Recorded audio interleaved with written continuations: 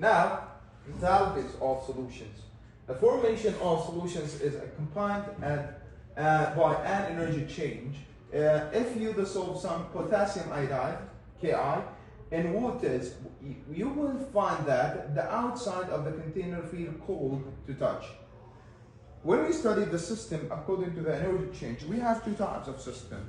System that require energy, and system that or absorb energy, and system that release energy. What we call these two systems, guys? Anyone remember? Tayyim? Endothermic, yeah, Yusuf?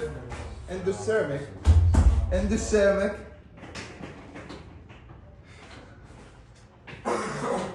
Endothermic and exothermic process. An endothermic process, it requires energy to actually to make the reactions, but in exothermic it releases energy. In this case of potassium iodide, he said that when you touch the test tube, you feel it's colder. This means this system here tends to be what? Tends to be what, guys? When you hold it, so it's endo or exo? Endo, very good. It's endothermic. But in the other case here for sodium hydroxide, when you make a solution of sodium hydroxide and you touch the test tube that you make the solution on it, or the glass with beaker, you will feel it's become hotter, or it's become warmer. So this is definitely, this system here is actually an exothermic, right? Because it's releasing energy. We wanted to explain this is what happened of the enthalpies of solutions. So enthalpies of solutions, explain it in the board, guys. Okay.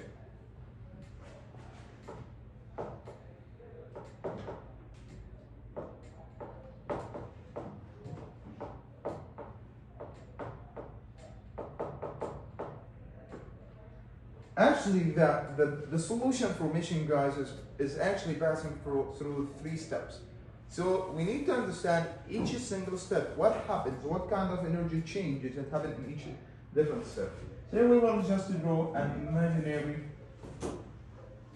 things for the solution formation. Imagine, guys, this is the particle of the solvent. Okay, it's actually a solid something. Okay, that attach to each other.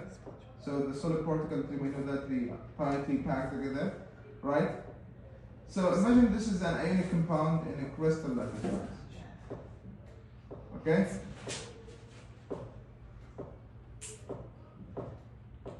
And here is a solvent particle. For example, the water. We know the water molecules is attached together by what, guys? By what? Hydrogen bond. Yeah, so this is high intermolecular or weak intermolecular forces. High. Very high because the water is actually very polar. So this is IF, intermolecular forces. The type of it is hydrogen. So this is the solvent particle. From this process, what we wanted to reach in the end, we wanted to reach a solution. It means that the particle of solvent surrounding the particle of solute, right? This is what we need, guys, right? And here is the particles of the solvent.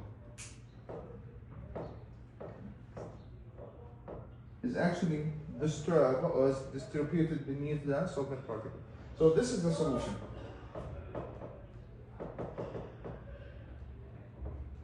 We wanted to understand what happened of the energy change. Okay, guys.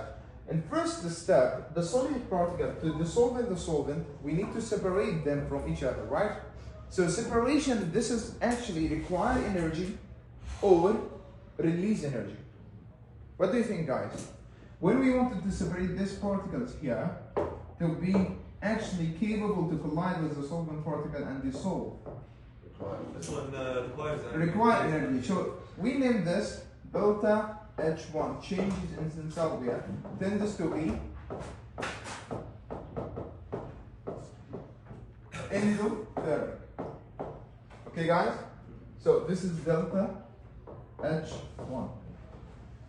Also in this process, to make the solvent molecules separate from each other also to move apart and surround the solvent. So we need to actually break the intermolecular attractions between the water molecules. So also this is required or not requiring the energy. So if we wanted to separate them apart from each other, yeah. So this tends to be an endothermic process, guys, or exothermic process. This is delta H2, we name it delta H2.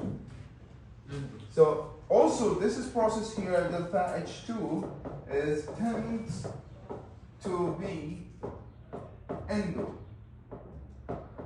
endothermic process.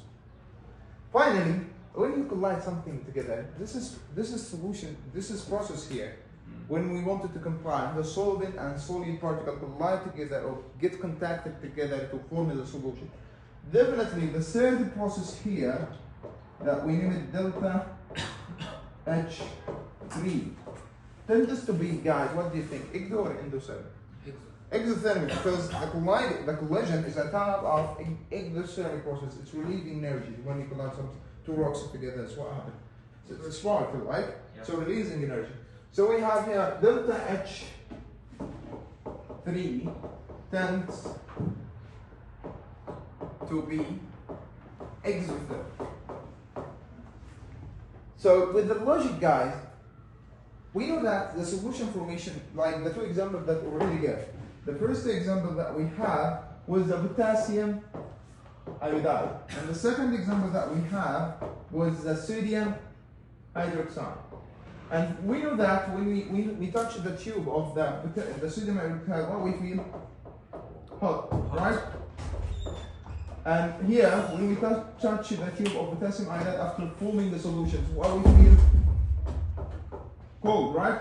So this is process, the total formation of potassium iodide definitely should be endothermic process. And here, so we know that the delta H, the total H of the formation of the solution, guys, is the sum of all of these changes, is the sum of delta H1 plus delta H2 plus delta H3.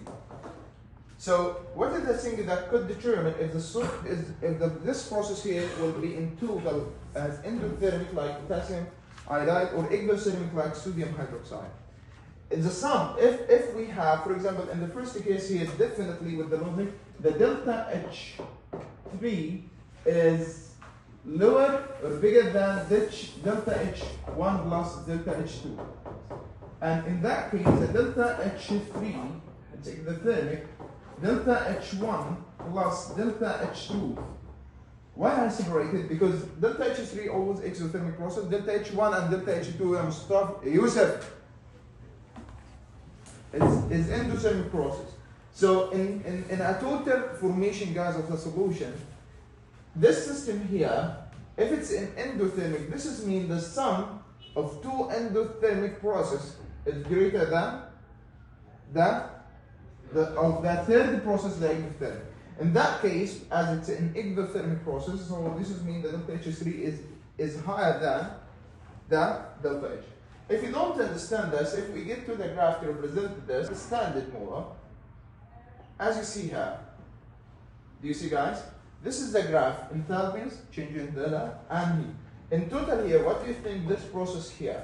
As you see that in step 1, it's endothermic, require energy to separate the solid. Second step, at delta H2, require energy to make the solvent particle move apart and surround the solid particle. And here in step 3, when we combine the solid and solvent together to form the solution. As you see here, the change in delta H in this process with the red color, step 3, is higher than the amount of endothermic step 1 and step 2. So in total, this system is endothermic or exothermic? Endo. Exo. Who thinks it's exo? Okay, who thinks it's endo? Guys, look to the graph here. As you see that the difference from what he start in this position, right? And this energy is released in total, so the delta H here is the exothermic. And most of the solution formation is actually an exothermic process. Understand how the energy change, how the formation of the solubility, what kind of energy, the enthalpies that they change in total, and how we could calculate. And by that, the enthalpy of the solution is the net amount of energy absorbed as heat by the solutions when a specific amount of solid dissolved in solvent. The enthalpy of solution is negative. This is mean it's exo or endo. If it's a delta H is negative, so this is mean exo or endo, exothermic. If it's positive, this is mean system is a positive and they require energy. And this is, guys, the end of these sections. We took from the beginning, let's make a summary for all the idea. First, we talk about the factors that affect in the solubility. Second, we talk about the different combinations of solids and solvent, like polar, ionic, non-polar. Then we talk about the substances that insoluble and soluble. And then we talk specific about the effect of the pressure and temperature in gas solubility, and we know what Henry's laws mean. Finally, we understand the kind of energy that it changes, the enthalpies of the formation of the solutions.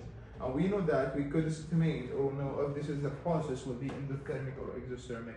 And that's it. If you have a question, just raise your hand.